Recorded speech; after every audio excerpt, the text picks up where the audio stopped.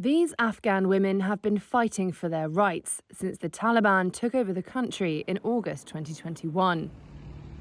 Critics say women's rights have since been undermined, with new curbs on their clothes, movement, education and employment. Reuters spoke to 3 women who have all lost out in different ways.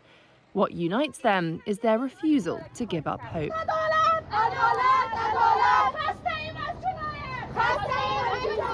16-year-old Karishma Rashidi was a proud high school student before the Taliban swept to power.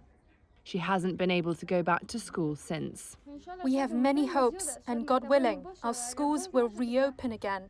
But if not, we have no other choice but to leave the country and go abroad for education. In March, the Taliban backtracked on their announcement that high schools would open for girls. The government said schools would remain closed until a plan was drawn up in accordance with Islamic law. Rashidi has been doing all she can to keep up with her studies. She attends classes at a private education centre for girls. The Taliban has allowed a few private education centres for women to open as long as they have obtained permission from the Justice Ministry. I want to become a successful journalist in the future. I would love to serve my country, and education is my basic human right.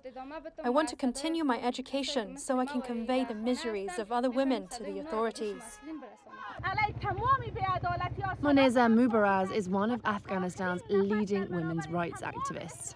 The 31-year-old has a master's degree in international relations and used to work for the finance ministry. She lost her job when the militant regime seized power.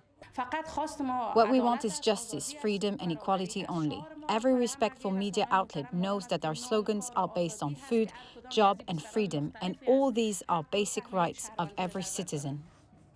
Mubaraz has organised 17 street protests so far.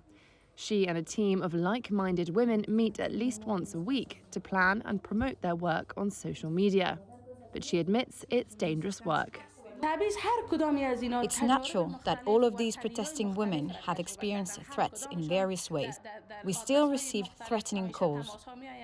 We were blacklisted, we were not allowed to leave the country. These threats are all expected for protesting women.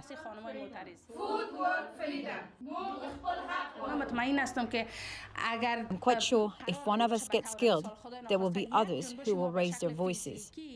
These cries will remain in the streets of Kabul until justice has been achieved.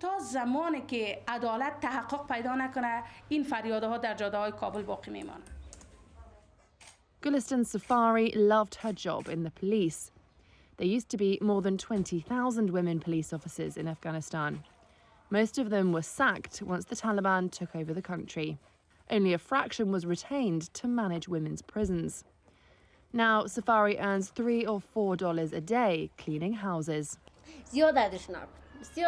My job was so valuable to me. I loved my job. We were so happy. But when the Taliban came, they did not allow us to go to work, saying, "Go back to your houses. We don't want women to work." We held many protests. We asked them to allow us to go to work by promising to wear a hijab, but they pointed their guns at us and told us to get lost. از جمعی جوان میخوام که ما را کمک کنن. ما را از گیر طالبان باید ما را نجات بده. ما از میخوایم که ما خسته شدیم. ما طبقه سرخست بگردیم. طبقه در کنج خانه بشینیم. مردیم. گشنگی و قتل شدیم. مجبوریم که فرار کنیم. با جامعه جهانی ما را کمک کنه که ما را دیگه هم خلاص کنه.